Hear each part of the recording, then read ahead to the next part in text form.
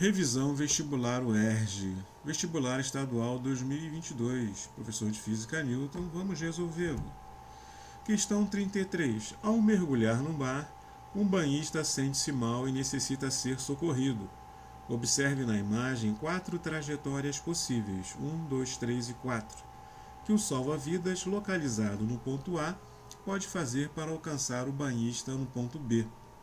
Então, o ponto A localiza-se na areia, onde se encontra o salva-vidas, e o ponto B, onde se encontra o banhista na água.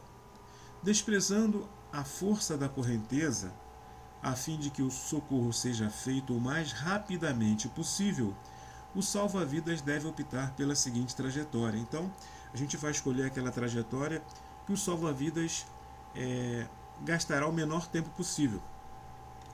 Essa linha tracejada representa o limite entre a faixa de areia e a água.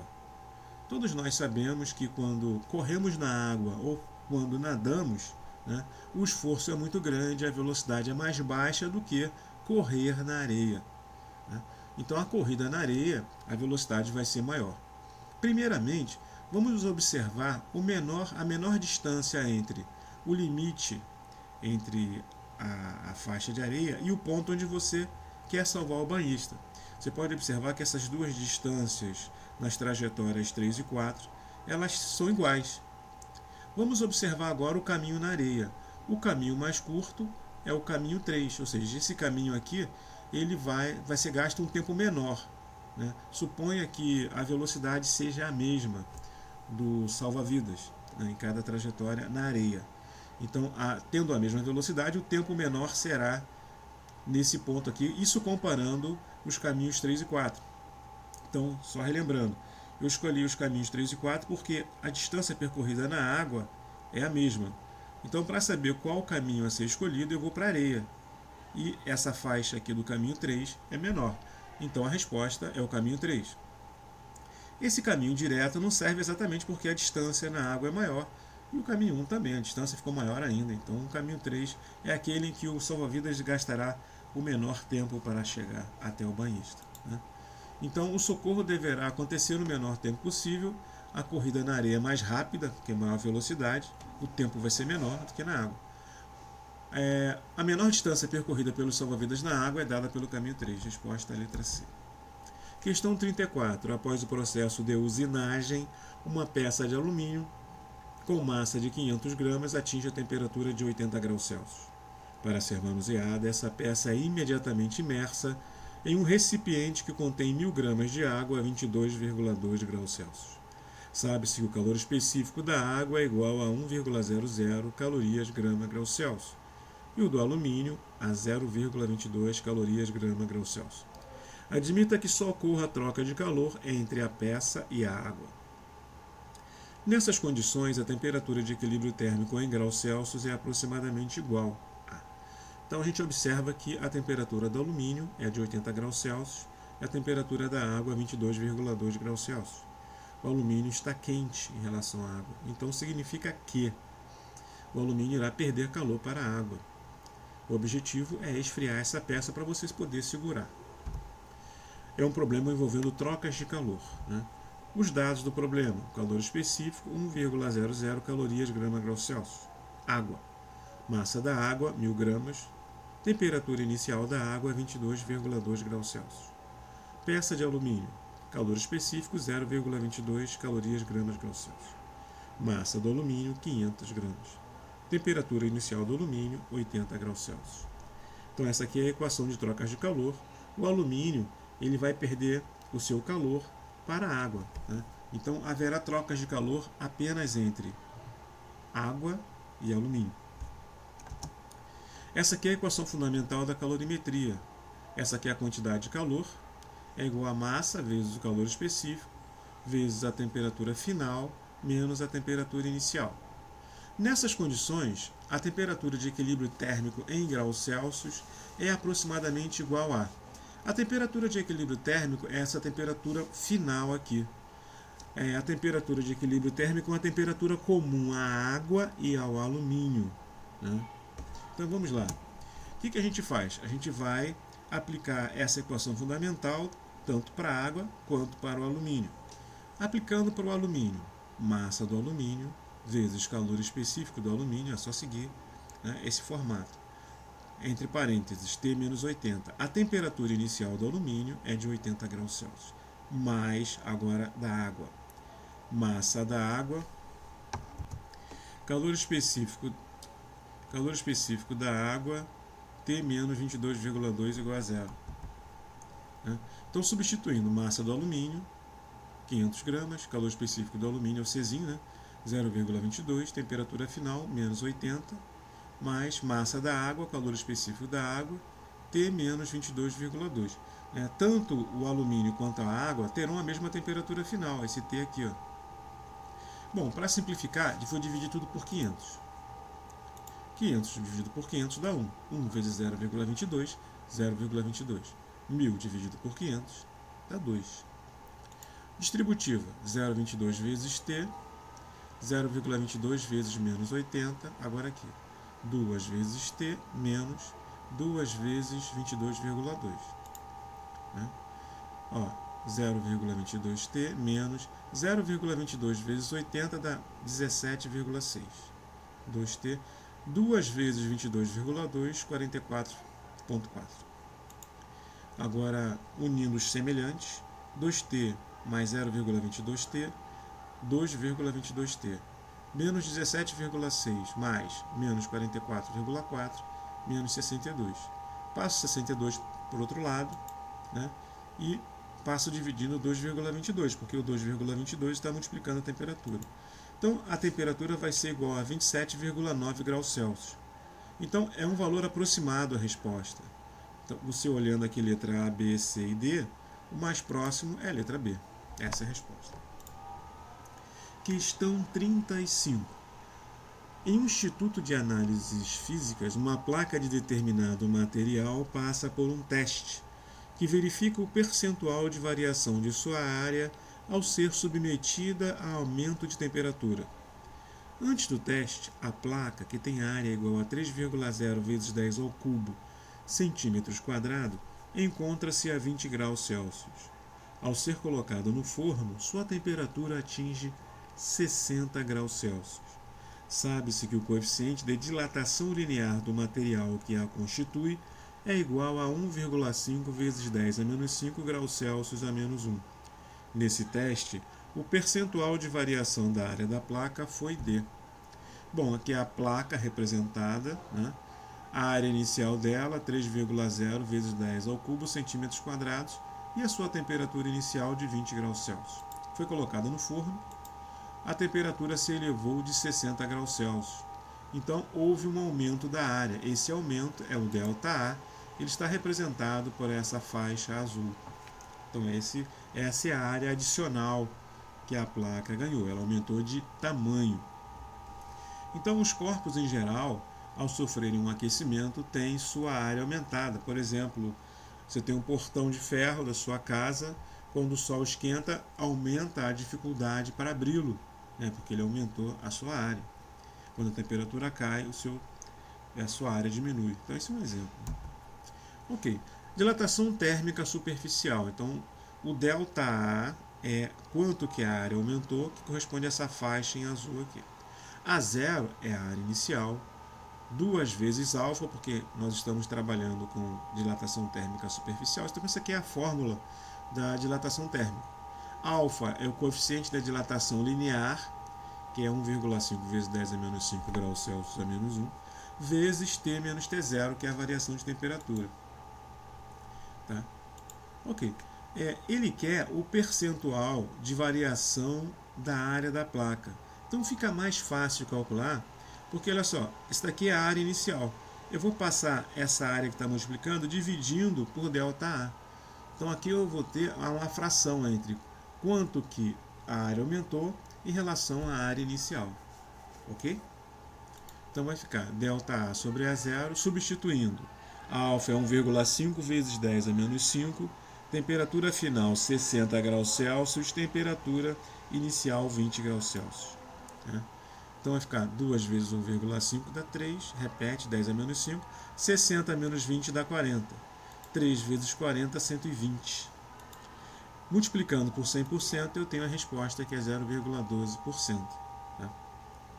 Então, quando você multiplica aqui, ó, 120 por 10 a menos 5, você vai andar 5 casas para a esquerda. Né? E quando você multiplica por 100, você vai encontrar esse valor aqui, que é 0,12%. A resposta é a letra B de bola. Questão 36. Em uma feira de ciências escolar, foi usado um projetor com peças de baixo custo. Observe o esquema que ilustra a lente do projetor e um anteparo, sobre o qual é projetada a imagem de um objeto. Esse anteparo, se você pensar no cinema, por exemplo, o anteparo é a tela do cinema. A lente se encontra no aparelho, onde você colocou o filme. O objeto é o filme e atrás você tem uma lâmpada. Tá? Sabe-se que a distância P do objeto à lente é de 11 centímetros. Ó, essa aqui é a distância P, lente-objeto. E a distância P' entre a imagem e a lente é de 66 sobre 5 centímetros. Então, P' está aqui embaixo. É a distância entre a imagem projetada e a lente. Com base nessas informações, a distância focal da lente em centímetros é igual a. Então, a gente vai usar a equação de Gauss. Então, ficou fácil. Se você sabe essa equação, morreu o problema. P é dado, é 11 centímetros, aqui, ó, P igual a 11, e o P' é a distância entre a imagem e a lente, que é dado também. É só agora matemática. Substituindo, ó, o P é 11 centímetros, o P' é 66 sobre 5. Eu vou multiplicar em cima e embaixo por 5, porque aí eu consigo eliminar esse denominador aqui. Ó, né? 5 dividido por 5 dá 1, vai sobrar apenas o 66. 5 vezes 1, 5. Então tornou-se essa fração. Agora eu tiro o MMC. Né? Porque 66 é múltiplo de 11. 6 vezes 11 é 66. Então por isso que estou usando 6 aqui. Então vai ficar 6 vezes 1, 6. 5 vezes 1, 5. Tendo um denominador comum, posso somar o numerador. 6 mais 5, 11 sobre 66. Multiplico cruzado. 11 vezes F é igual a 66. F é igual a 66 sobre 11, que é 6 centímetros. Resposta à letra A. Questão 37. O funcionário de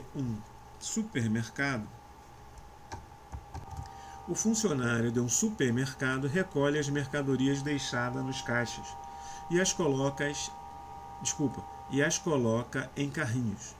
Após certo tempo de trabalho, as mercadorias recolhidas ocupam 4 carrinhos, interligados pelas correntes 1, 2 e 3, para facilitar a locomoção, como ilustra a imagem. Ao deslocar os carrinhos, o funcionário exerce uma força F de intensidade igual a 8 newtons. Considere que cada carrinho, com os produtos neles contidos, possui massa de 10 kg. Desprezando os atritos, a tração na corrente 2 em newtons corresponde a. Então vamos lá. Então aqui é a tração T1, tração T2, tração T3. Nosso objetivo é calcular a tração T2. Então como fazemos isso? Aplicamos a segunda lei. Então a segunda lei vai ser aplicada a esses dois carrinhos aqui. Ó, né? Então a força resultante é T2. E eu vou somar as massas. Vamos considerar esses dois carrinhos como sendo um único carrinho. Eles estão ligados aqui, ó, por uma corrente. Eles possuem a mesma aceleração. M1 e M2 vai ser 10 mais 10, essa soma aqui. Só que a aceleração nós não sabemos. E o que a gente vai fazer? Nós vamos considerar os 4 carrinhos como se fossem um carrinho só e calcular a aceleração do conjunto de carrinhos. Cada carrinho vai ter a mesma aceleração. Tá?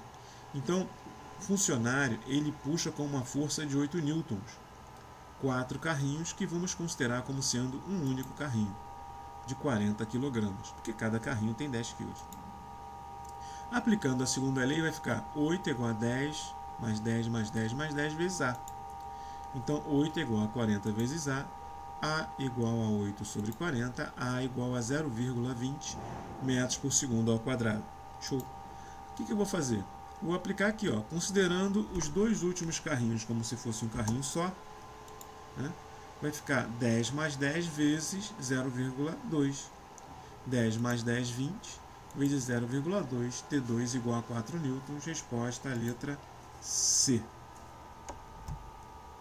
Questão 38. O circuito abaixo representa uma instalação elétrica, sendo a corrente registrada no amperímetro A igual a 100 miliamperes. A tensão elétrica em volts indicada no voltímetro é igual a... Então, o voltímetro ele vai medir a tensão elétrica nos terminais dessa bateria aqui, ok?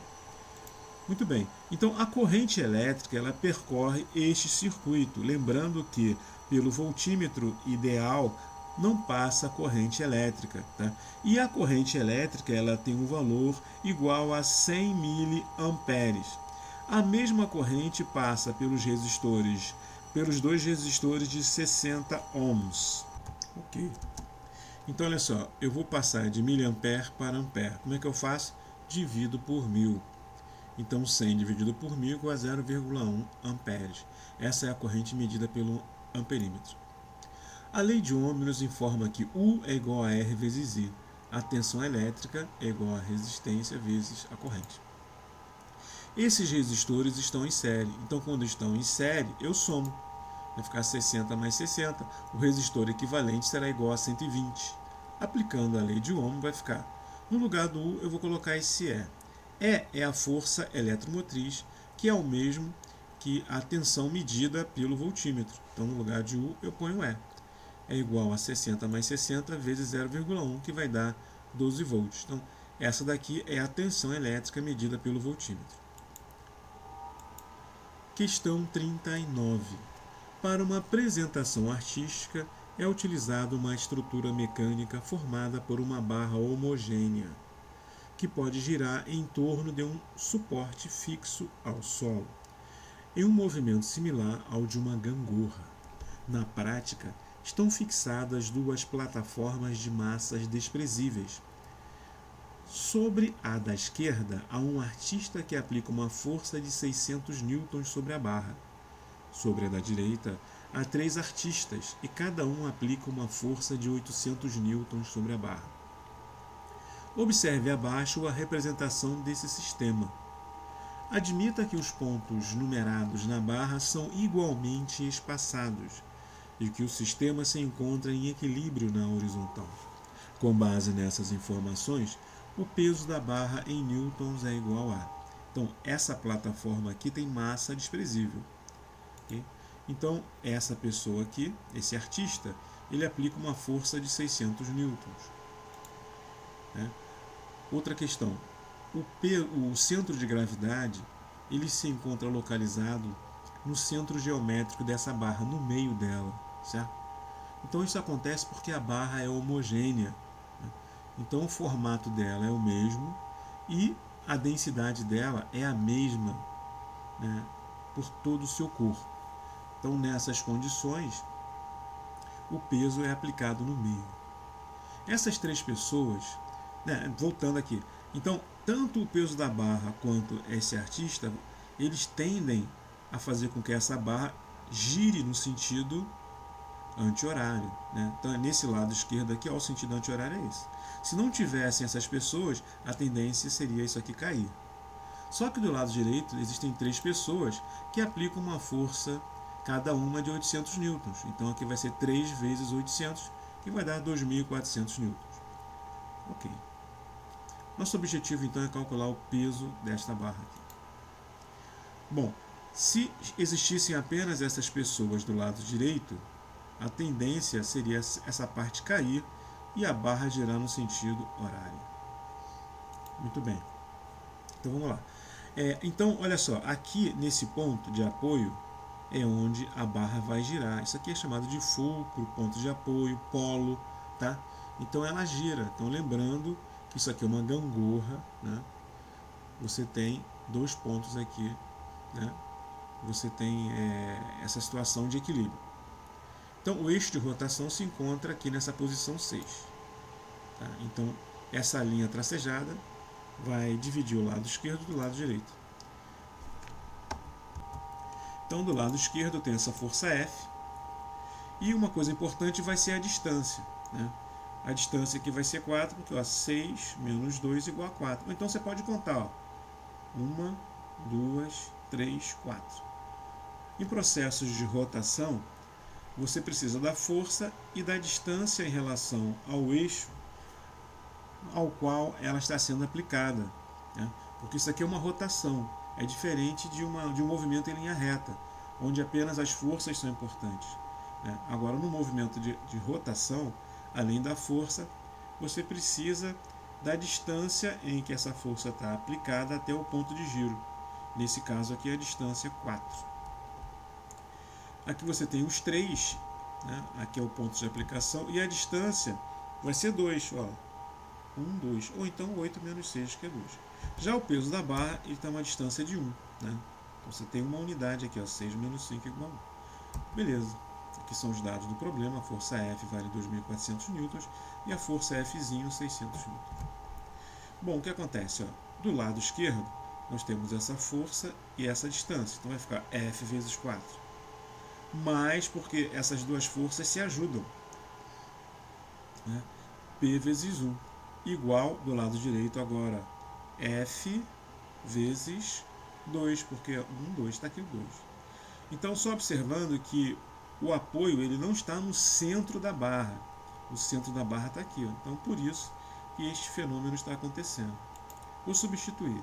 F igual a 600 vezes 4, mais P1 vezes 1 é igual a força F, que é 2.400 vezes 2. 600 vezes 4, 2.400. 2.400 vezes 2, 4.800. Passo 2.400 para o lado direito, troco sinal, o peso vai ser 2.400. 4.800 menos 2.400 igual a 2.400. Resposta à letra B. Muito obrigado.